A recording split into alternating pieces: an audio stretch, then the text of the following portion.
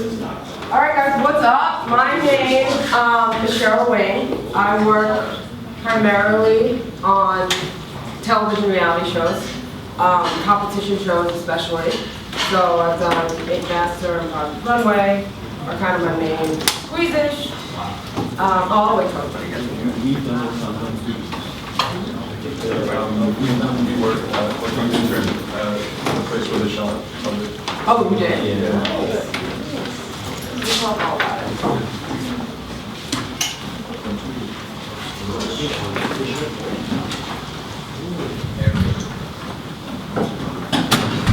Good? Yeah, we're good. All right. We good? Whenever you're ready to go. All right, cool.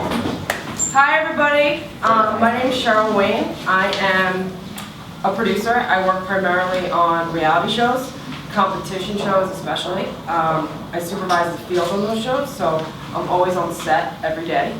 And I kind of want to teach you a little bit about how we shoot these shows, how many cameras we use, our lighting setups. You know, I work with all the actors. They're not actors, but I work with all the talent or the artists or the competitors or whoever we're using. And you know, our job as producers is to tell their story. So whether we are doing that visually, through interview bites, through one shot, that's what we do. We track competitors throughout a competition, and we kind of take the viewer on a ride. So I want to start off by showing you an opening clip from season 6 of Ink Master. We shot it on the World Trade Center, the building. After that, I want to tell you how we got that location, how many cameras we used that day, wardrobe for the artist, makeup for the artist. So there's so much that goes into 5 minutes of television, and I want to kind of show you how we make it. Cool? Mm-hmm. Yep.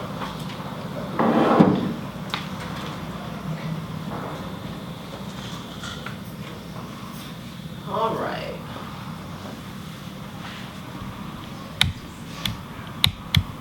So we shot this I shot this about 2 years ago. And we probably had 9 cameras on this. So think about that. We had 7 normal cameras, not normal, but just on tripods. Then we had a helicopter going around with a camera, and then we had a jib. So when you're looking at it, think about the shots you're seeing, and think about the difference between a jib shot, which is when it's swinging around, or just a camera on sticks, so it's straight on. So look at it from a different eye.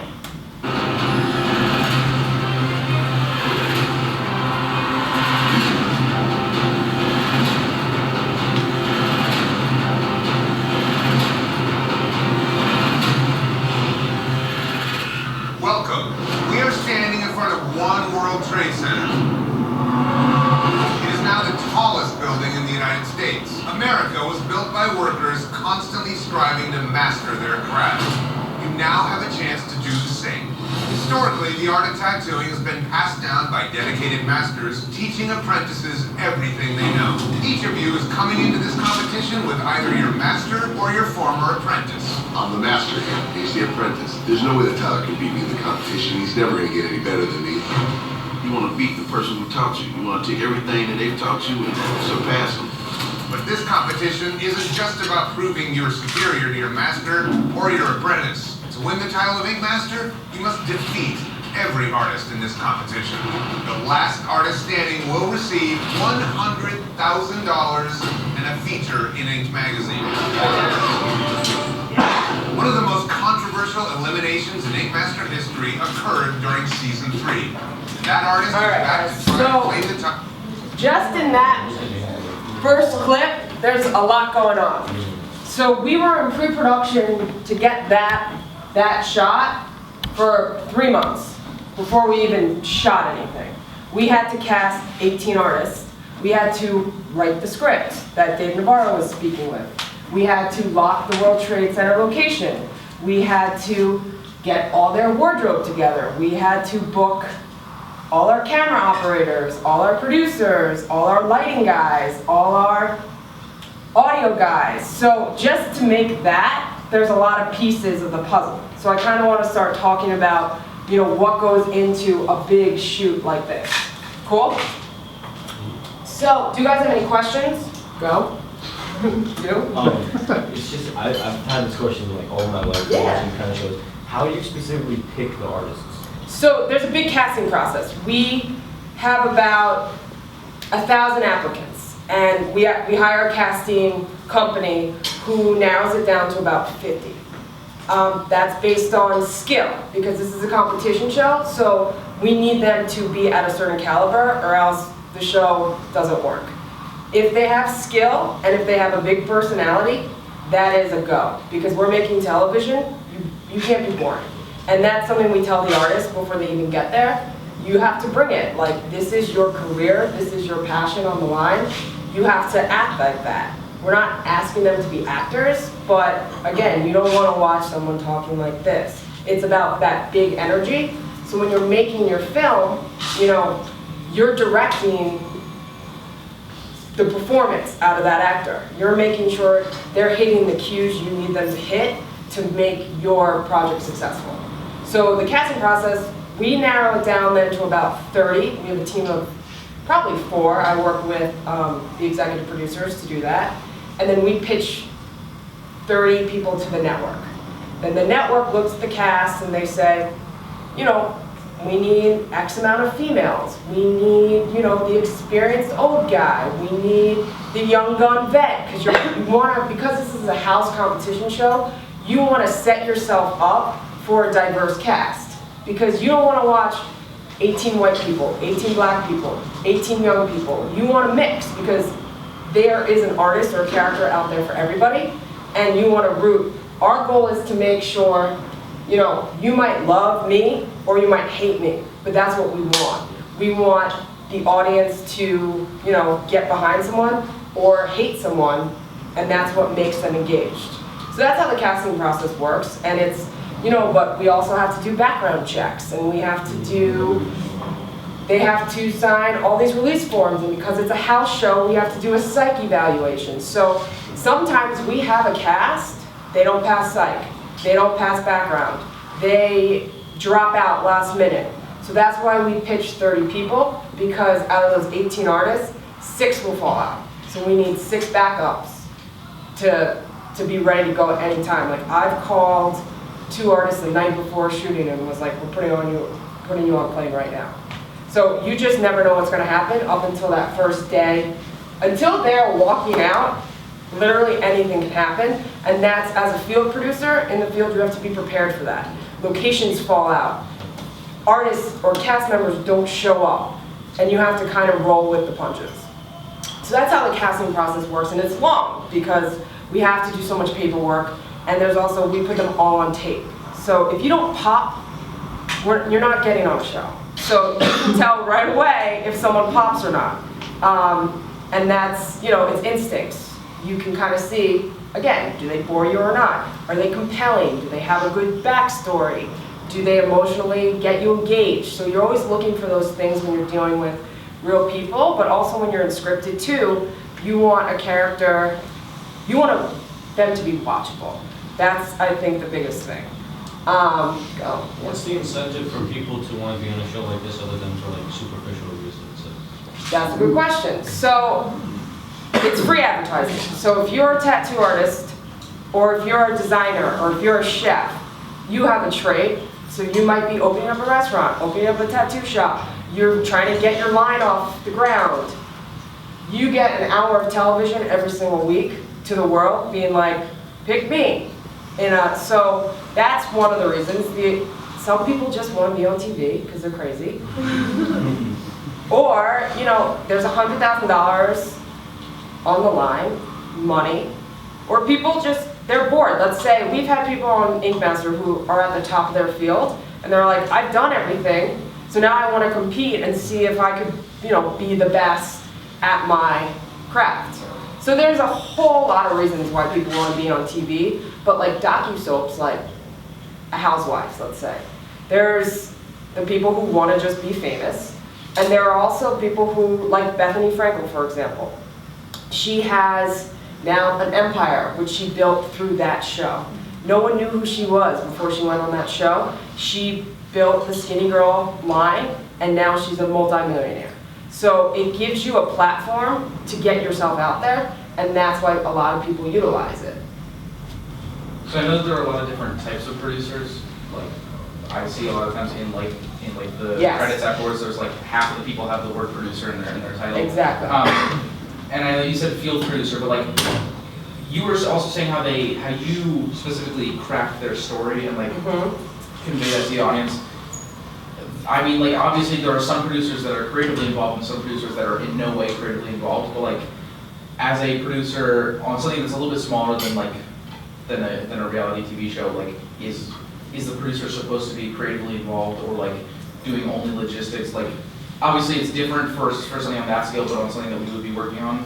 That's a good question. When you're, indie films, the director tends to have more of the creative control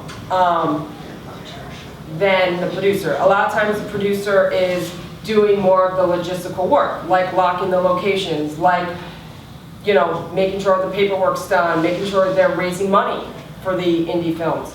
And the director, it's more their creative vision. That's why a lot of people like television, because I like camera work, I understand it, I understand coverage. I'm not a director per se, but this gives me an outlet to be creative.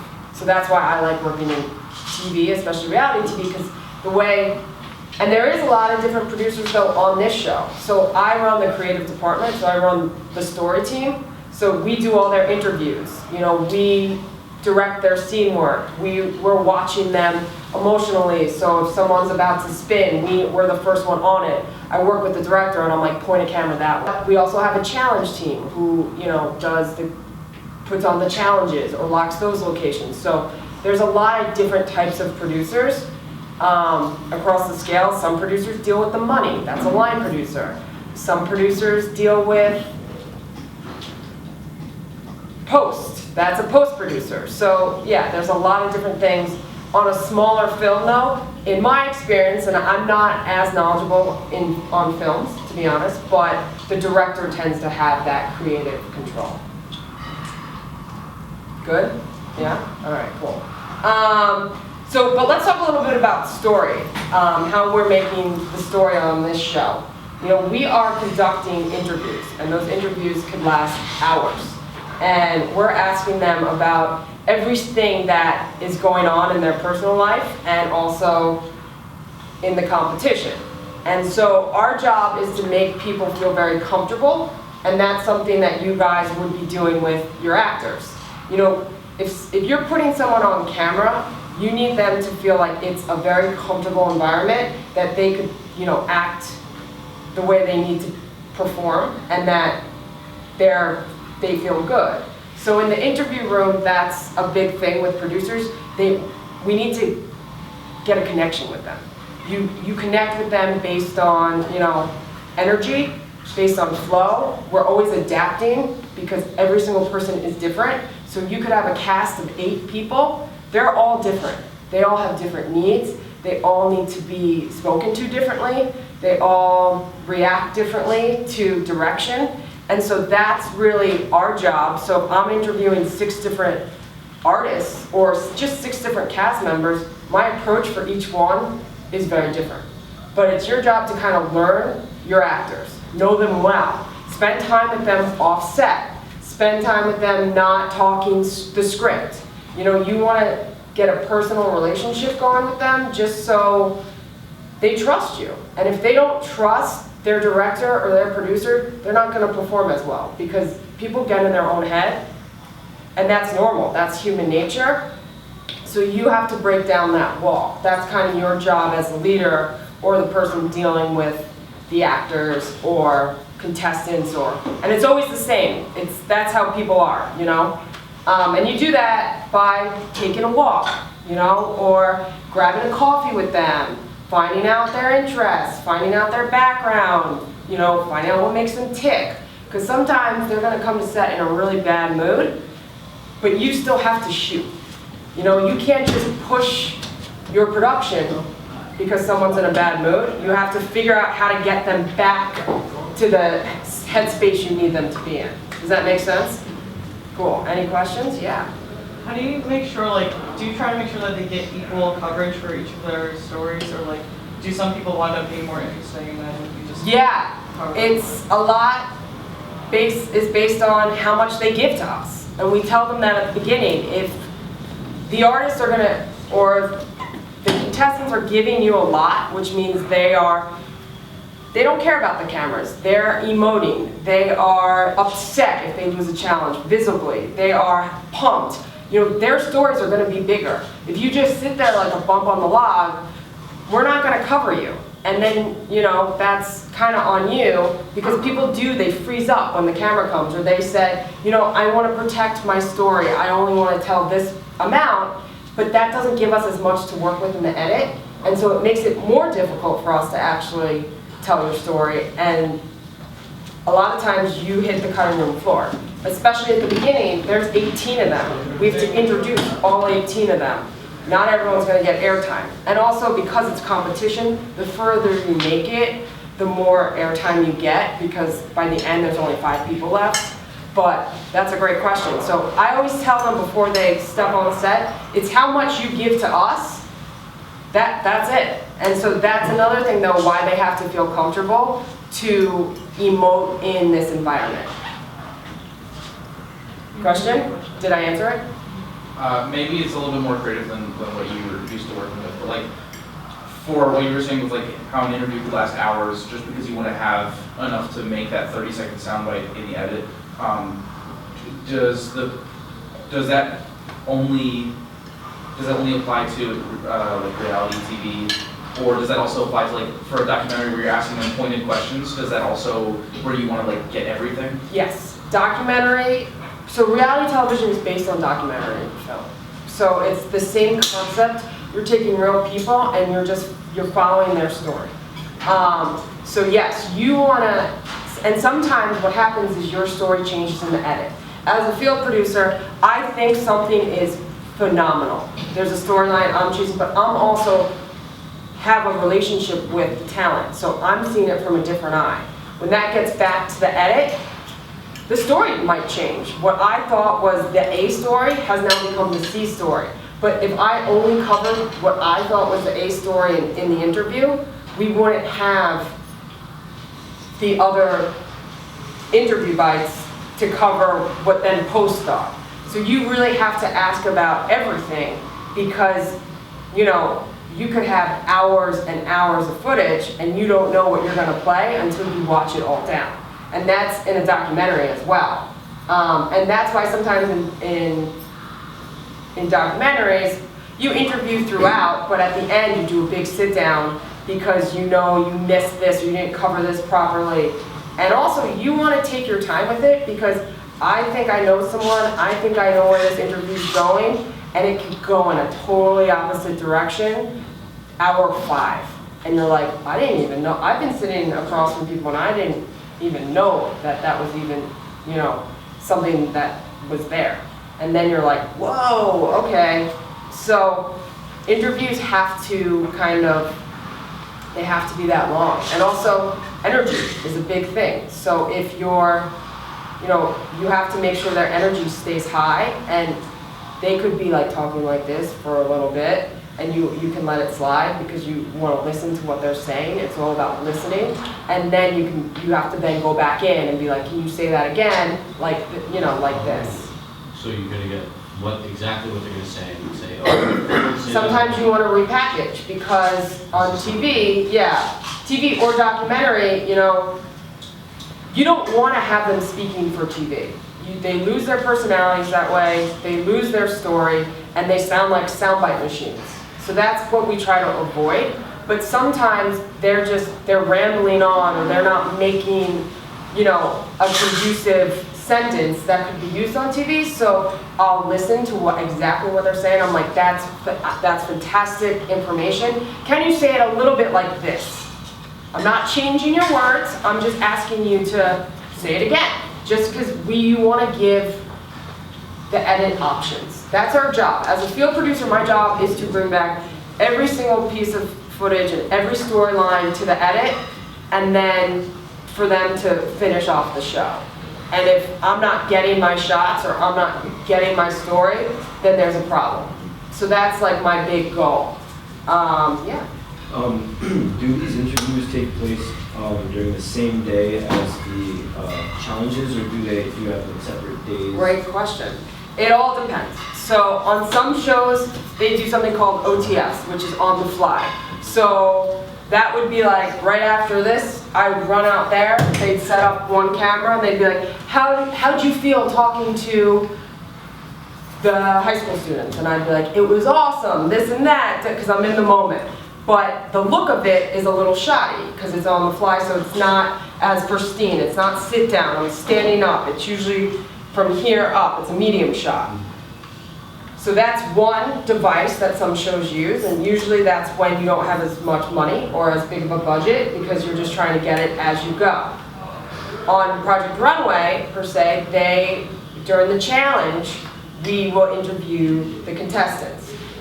But because it's a game show, there's a gaming element. So every contestant needs to be out for the same amount of time.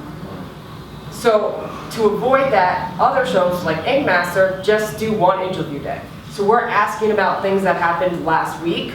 So it's the producer's job to make sure they're speaking in present tense, to make sure you're getting reactionary bites, to make sure their energy is matching the scene. So if they lost, they can't be like, I lost. Like, no, you lost. And so I need you to feel it. So that's our job. We're bringing them back into a moment that they don't want to be in. And so they'll fight you, and they'll say no, or they'll say, I don't want to do this. And it doesn't really matter. Because and you can treat, so you can treat contestants a little different than you can treat highly paid talent. Like, I'm not telling Dave Navarro, it doesn't matter. You know what I mean? But with the artists, because they're in this competition, they kind of know what they're signing up for. And then, so you can be like, we need this in order to tell your story. That's all. That's why we're asking for it. I'm not trying to torture you. But again, if we don't have those bites, if you're not giving it to us, you won't play. In those interviews, have you ever had to play back footage? I've never had to play back footage because they know. They know what happened because it hasn't been too far from it. But I do know people who have had to do pickup interviews 6 months later because post is cutting it, and they realize the story went a totally different direction, and they don't have it, and then we'll play the episode. Or with, I did a show called Hotel Impossible, where it's a host who goes to hotels. We'll let him watch the cuts because he's the host. He's an executive producer on the show, and it gets him into, the mindset of giving the bites that we need because it's more factual. So when it's factual, a lot of times we'll do that, but the artists are living this, and they remember, and sometimes if they're like, that didn't happen, it happened like this. Cool, so one person's seeing it from this side, the other person's seeing it from that side. There's always two sides to the story, so that gives us the ability to play both. And that then feeds into one audience member liking cast member A, and one audience member liking cast member B. Yeah? So for when you're probably in editing mode, I guess, would you, if it's like a show like, let's say Hell's Kitchen, where they eliminate like that episode instead of like continuing to the next, after you like have all your footage, what you choose to have in the show based on the elimination? The Hell's Kitchen, do they eliminate, I'm not that familiar, they eliminate day out, is it like 4 people compete and 1 person wins that day, or is it a long competition? Hell's Kitchen specifically is complicated because it has like a challenge and then separate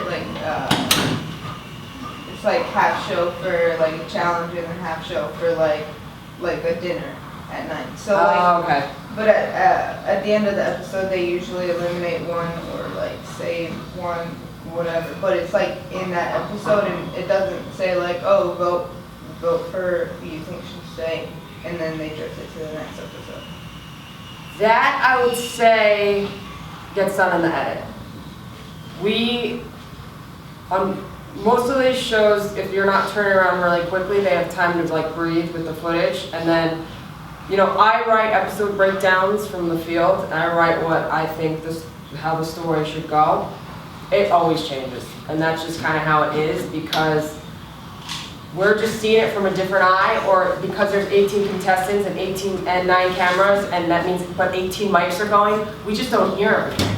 So there's, a huge team in post listening to everything and watching everything and seeing things we may have missed. We're usually ahead of the overarching story, but there are sub-stories that you're like, oh, I didn't even know that happened, because we just don't have the amount of people to be listening into everybody. So I'd say that changes in the edit. But shows like Hard Knocks, or the show A Season With, it followed the Notre Dame football team each week, they're cutting that quickly because they have to get that on air like 3 days later. So that you kind of have to be very spot on, because they don't have enough time to watch down everything and sit with it and change, because there's a rough cut, a fine cut 2, a fine cut 3, a locked cut, and then a lot of times the network makes you go back into the locked cut. So it is a process, so the cut will change. Sometimes it changes back, changes to the original, and then it just goes back and forth. Yeah. You said there were 7 to 9 cameras on that opening sequence. What cameras did you use for those shots? We used the F800s to shoot everything on sticks, and then we used the jib. The jibs are awesome. They swing around and on movies you want those big sweeping exterior shots you guys are always seeing, to get you into a scene. That tends to be done on a jib. And then we hired a helicopter that day that had a camera. We hired like a helicopter shooter per se, who was in there getting around the building. So that's how we shot everything around the World Trade Center. Did that come with the helicopter, or was that Yeah, like you put your camera person in the helicopter? No, because if we did that, we'd have to insure them, but because of the motion, you really have to be a specialist in that to be able to hold your focus, because it's moving quickly, and we have very highly skilled ops, but we can't trust that our ops are able to get those shots clear, because your focus is constantly going in and out as it's moving. I see a lot of similarities in narratives and with these reality shows now, but what is something that you just think is incredibly different that doesn't seem that obvious? From a scripted show and a reality show? Like something like House of Cards versus a reality show. I mean, the biggest difference is when you're working with professional actors and real people. Real people, it's just not as pristine. It's not as buttoned up. Our lighting's not as strong as a House of Cards, because we don't have to light Kevin Spacey.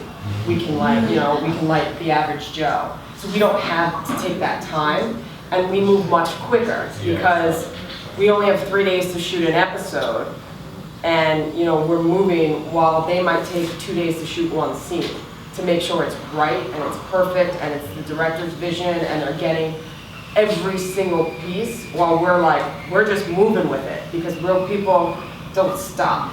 So when you're working on a documentary, you're chasing that story, and you gotta get ahead of it.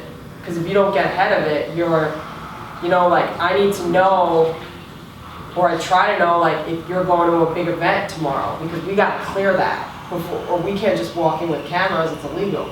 You need to clear a space, you need to get a location agreement, you need to get a cable cast sign on. So we need to constantly be, we try to be a week ahead, but sometimes you just get punched in the face and you're like, I don't know, knocking on restaurants, being like, can we shoot a scene here?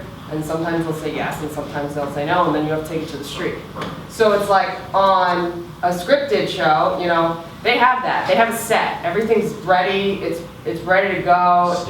It's safer, but it's more difficult in a lot of aspects as well, and there's more stakes sometimes because there's more money involved. So, if a show costs an astronomical amount to make, the ratings have to be higher. That's why reality does so well, because it's cheaper. So it's like we don't have to hit the kind of numbers that some of the scripted shows or network shows have to hit.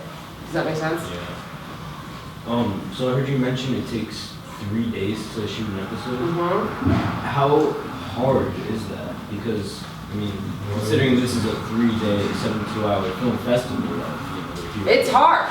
You have to have, to be on the field team, you have to have insane endurance because we shoot 12-hour days every day. That's the minimum. I'm usually on set 15 hours because I have to deal with pre-stuff and post-stuff. I have cast members going crazy. Like, I've stayed 4 hours after we've wrapped to get cast members back in a good headspace, or else they're not showing up the next day. So this goes on for 2 months, 3 months, every day. We shoot 7 days a week. And you know, we give people 1 day off a week, but you have to, you know, it's a lifestyle, one, so you're not going out to dinner with your friends, or you're not seeing your parents, or you're not, you know, doing really much besides living and breathing that story. And also, you're tired, and you're cranky, and you're frustrated, but your energy needs to stay at a certain level, especially if you're in charge, because people feed off energy. So if I came in like pissed off, the artist, the talent sees it, and they start to get annoyed, and then the crew sees it, and then the cameras are like, why are we still shooting this? And you're like, you know, so you have to keep, you need to make sure you're eating well, to be honest. You need to make sure you're sleeping as much as you can, and getting rest and not going out, and, you know, keeping to a healthy lifestyle while you're in that production. Because it doesn't last forever. You have 3 days, you gotta get your good night's sleep, you know? You gotta make sure you're not, you know, you're not drinking too much coffee if you're not used to coffee. It's like these little lifestyle things that you don't think about that affect your performance, which will affect the whole cast performance. So you gotta take care of yourself. But yeah, it's hard. Like, that's the bottom line. It's just, it's a hard profession in a lot of ways, but people do it because they love it. I know, like, for narratives, like film production, it's kind of, people are like working job to job and hoping that they'll get hired again. What's the stability of like reality TV? It's the same thing. It's a freelance world. It's not always freelance. There are some staff jobs that exist at either networks or production companies, but for creative people, you want to keep changing your content up because, you know, I've shot 4 seasons of Make Master and 2 of spin-offs and this and that, and I'm tired of doing the show. And I don't want to do the show forever. So so then it's like, all right, so I'll do that job for a couple months and then you'll try to find another one. If you are good and if you want to be there, you will work. There's a lot of shows in New York, there's a lot of shows in LA shooting. There's so much content being made right now through digital, through cable, through YouTube content's being viewed at a maximum level, which is amazing for the people who make the shows. So yeah, I think personally, I mean, I've done this for about 9 years. There's a lot of work. I haven't ever had like a really long stretch where I haven't worked. I have a lot of friends in the industry because you're on the road with them. You know, you spend so much time, so you get to know people. And if you want to work, you can work. But I do say you're only as good as your last day on set. So the business is a word of mouth type of business. So if I was like, I'm done with Ink Master and I walked off, that gets around. And then I get to be known as, you know, a hostile producer who is not trustworthy, you know? So it's like, that's why you gotta take care of yourself. You gotta keep a level head every day and you gotta perform. If you're in the field, again, I'm talking about production, you know, there's other avenues. If you're in casting, you're in the office primarily because, you know, you're looking at all the artists or contestants or whoever developing the show. And if you're in post, you're in the edit. So I'm just speaking towards the actual making of the show. Follow up? Awesome, yes. I know that reality TV shows, like every season is a different location, like across the country. So like, do you move with the locations? You move with the shows. So I started in Master because I was tired of traveling, and it's shot in New York, and I like living in New York. So we don't move, but most shows do, and the reason that is because not all the stories are in New York. When you're flying real people, there's stories everywhere, and you know you want to visually see different things. So yeah, you go on the road and you go wherever that story is and wherever it's being filmed. And so, you know, you gotta make choices as you get older and you start to have kids and a family. It's like you gotta figure out how to make it work for you while still being, you know, a person. Because you don't want to lose your life to it. But yeah, you could be away for months at a time. How did you like start out? Like, what was your starting job, and how did you work your way up? I started as an intern at a very small production company in New York City. And then I got a production assistant job at MTV after that. And then I went back to a small company and did another PA gig. And then you just start PAing because there's a lot of shows being shot. There's a lot of production assistants that we need.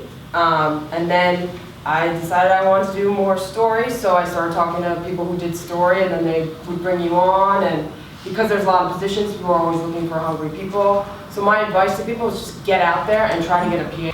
I was in casting for a while. I worked on Roll the Janks with Andrew in casting. So, I mean, I've done a lot of things within the industry itself, and you want to do that, because A, you want to be versatile, because if I don't have a job, I can't find a field job, I know how to cast. It's not what I prefer, but if I need to pay my rent, I'll do it.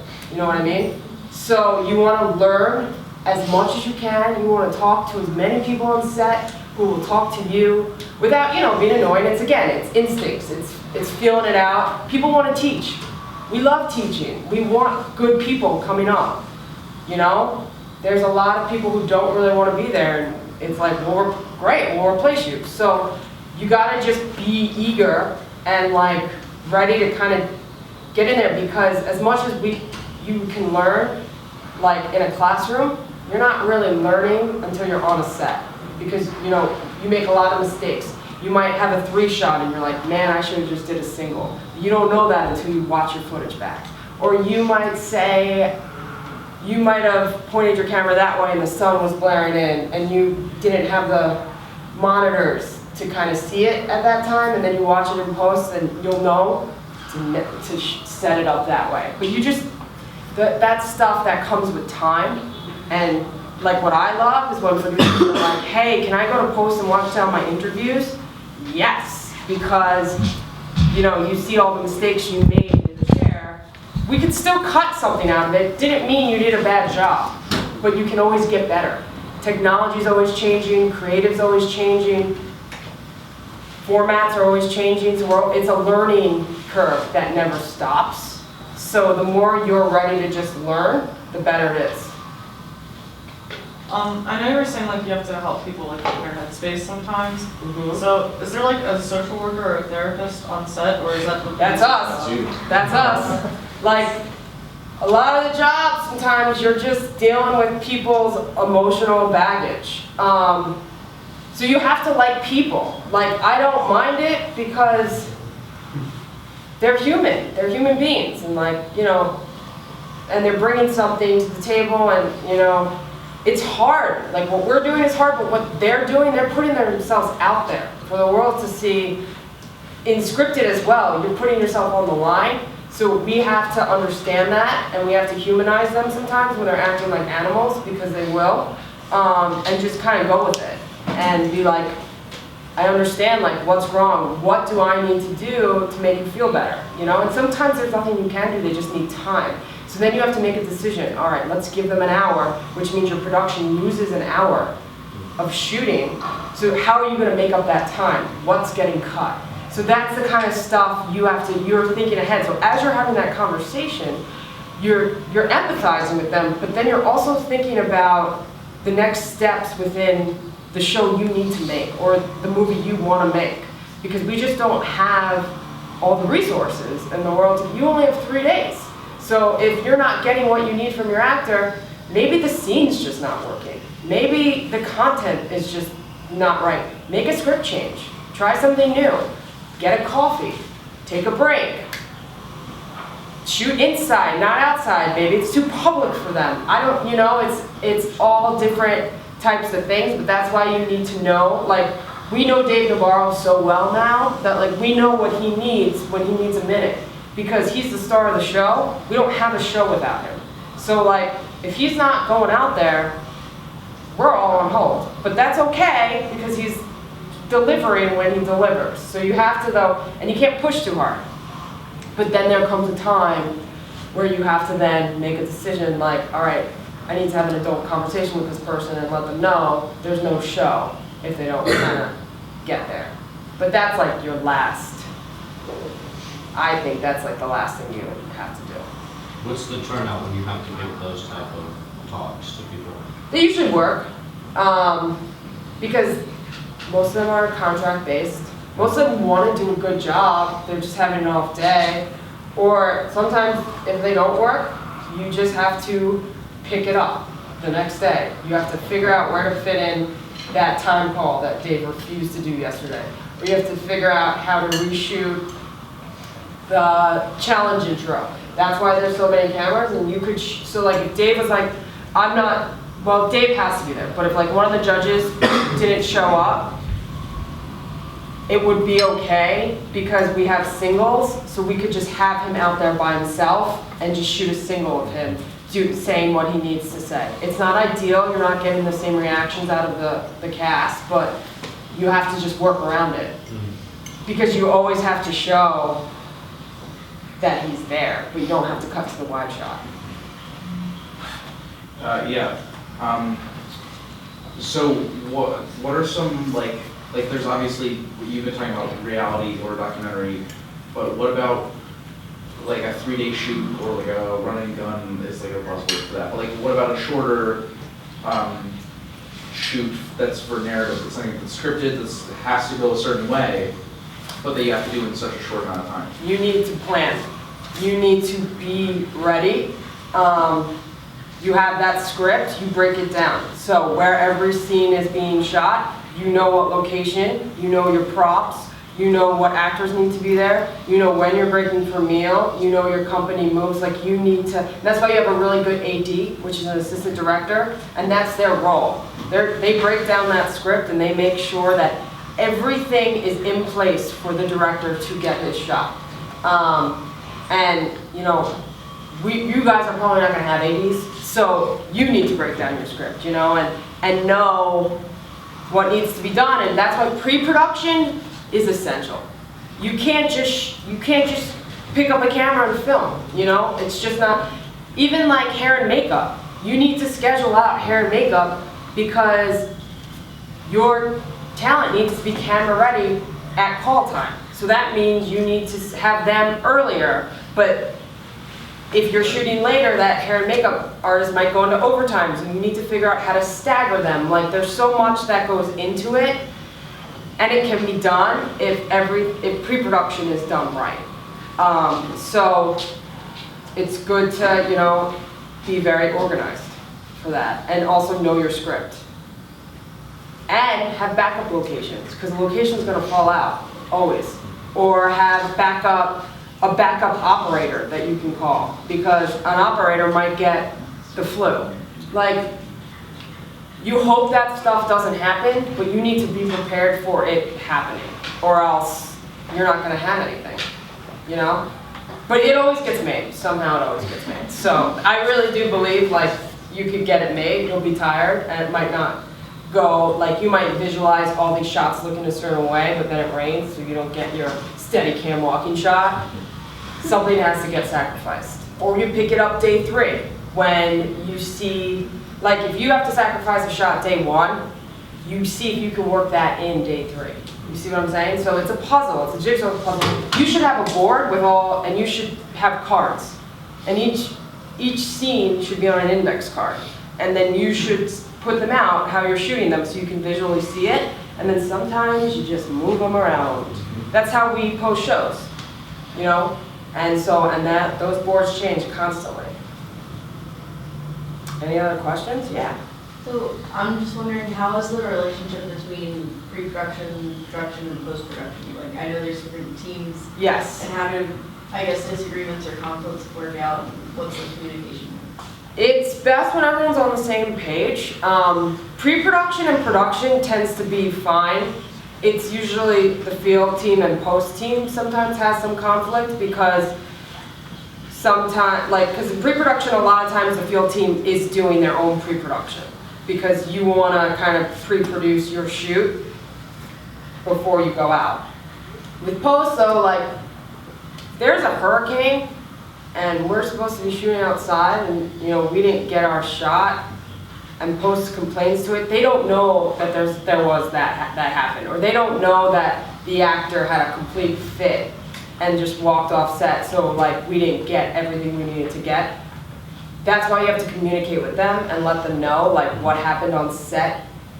Each day we call them hot sheets. We write a whole description of what happened on set, what cameras were used, who was in the scene, what the scene was about, you know, if there was a problem with audio because planes, we couldn't control planes, that's why. You want to give them as much information as possible so you avoid those conflicts. Because if you don't, and they're just watching down the footage, they're going to say, why is there no clean audio? And they're right. There has to be clean audio or you won't have a show. You can't make a show with, you know, dirty audio. But if they understand that going in, they know how to work around it. So communication is key. There is always going to be conflict. You know, I get emails from posts sometimes and I'm like, oh no. But what they're asking for is always valid, and the only reason you say oh no is because you want to give them everything they need and you don't want that email. But yeah, you have to, like, I'm very good friends with those soups in post. I tend to have a relationship with them so they know exactly what is going to be delivered. So when you're editing, if you have an editor or someone who's watching down that footage, it's good to give them a document of, you know, what happened each day to avoid conflict. But there's always conflict on sets. There's a lot of big personalities. So that's just kind of how it is. And, you know, people are trying to make things fast and get their vision going. And production and creative tend to butt heads because of finances. You know, creatives will ask for everything in the sun. You know, we want every camera we could get, we want this, we want that. It's just not doable. Or we want to keep shooting. We can't, it costs money. So it's like, you need to have a relationship with your line producer to make the most educated decision for the content of the show. Does that make sense? Any other questions, guys? Yeah. How do you go about having continuity when you're shooting on different days and different episodes? You need a good AD team or you need a good producing team to write stuff down. So, or take photos. So we have a wardrobe, so there's 18 of them. We have photos, a wardrobe book, a lookbook of what they wore every day, so we can always reference. They're always in the same thing for interview. We control those clothes. We have a rack of clothes right it on before they go in and they take it off after they go out. You know, there's a lot of different devices you can use. The greatest thing in the world, I did this before there were camera phones. So it's like you were taking photos, Polaroids, trying to track everything. We got it made now. It's like, you want to track things? Take out your phone, take a picture of the monitor, and you have it. Props. You need a prop team, an art department, or you need someone, a point person on your squad who is really taking note of everything there. So it's someone, I'm not the most organized person in the world. I know that. You gotta know your weaknesses. Someone else does it. You know what I mean? You gotta delegate. That's part of making your own project. You gotta figure out what you're not great at and what you're great at, and you gotta let other people help you. Because it takes a village to make that. Our field team alone is 100 people. Our post team is 40 people. And our pre-production team is at least 12 people. So it's, you know, we have 10 lighting guys, 9 cameras, which means there's 8 camera assistants, 4 audio mixers, and that's just the crew. That's not the producers, the PAs, the coordinators. So it's knowing who can do what and who's best at what. We're all not going to be great at everything, and that's fine. But it's about figuring out your skill set and what you can bring to the table, and kind of owning that. Doesn't mean you're boxed in, but like I said, I'm never going to be the person who can make a spreadsheet. I just don't. I don't know how. It's really a problem. But I make sure someone else can help me with that. You know what I mean? So I was on a creative call 2 days ago, and we were like all making, spitfiring, and some girl on it sent this spreadsheet, and I was like, what? Like, I couldn't do that if I even looked at my notes. So, but that's okay, you know? So it's figuring out who can track your props, your wardrobe, or it's just pulling a clip and studying that clip and making sure it's all good. Yeah? What else? Questions? Ask anything. Yeah. I guess, I don't know if you get this question all the time, but what's it like being a woman in a male-dominated industry?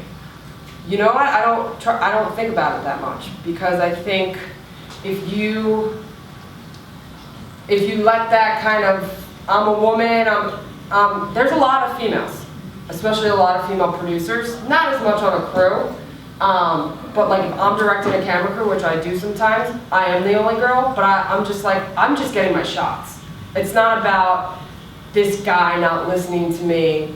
I know, I'm confident enough to know what I need, and I just need to ask for it. So I think less about that, and I think we're all just on an even playing field, and we're all just trying to collectively work to do a job. Do I think it might be a little harder for a female operator? Yeah, I think she has to prove herself more. It's more of a boys' club because it's heavy. It's heavy equipment that you're holding all day. So people don't always think that females can sustain. But I know a lot of female operators who just, if you want to do something in this industry, there's no, I don't think there's huge gender barriers. I think there are more male directors, but that's changing. The conversation is changing, and be a part of the change. You know, if you want to do something new or different, just do it. Like, you want to write a script and direct it. You don't have to, I try to not even think about the stereotypes and just think about the creative. So like different producers are good at different things, and like, so you said you can't really do spreadsheets. No. So that's okay, like you can, like there's different. Yeah, as long as my stuff's covered, you know, like I'm not, if I have a bigger team, I have the flexibility to not have to, you know, organize the cork board with all the cards, because I don't make the board as nice as other people tend to. But if I'm a one-man band, I have to work harder in my weaknesses. You know what I mean? So if I'm not the person who can organize the call sheet, but I don't have the resources, guess what? I'm gonna do it. You know what I mean? So I think I know my weaknesses. I don't have to, like, I'm not in production management for a reason. I don't do that. But if I had to, you have to just figure out how to make it work. Okay. One more, sorry. As a director, do you have, I know you have camera operators, do you tell them, there's certain techniques like, you know, really fast zooms and hard zooms and Yes. quick pans? And the directors. You tell them? If I'm on a smaller show, like 2 to 3 camera show, I can do that. Okay. You know, punch in, let's get this, you know, right. Tilt down, tilt up. Right. These bigger shows, we have like DGA directors because there's so many monitors and it has to be more visualized. Okay. But yes, they do that. They come up with a look. You know, we do certain walking shots on the Steadicam for a reason. We do that. That's not as much my job when I'm on bigger shows. Mm-hmm. If I am on the smaller show though, yeah, it's like if we want to get nerves and I see in a wide shot that my hands are like this, I'm going to tell that operator to punch into those hands, because those hands tell the story. And so that's what you're looking for, telling that story visually. And so your operators aren't always trained to do that. You need to make sure they're getting it. Cool?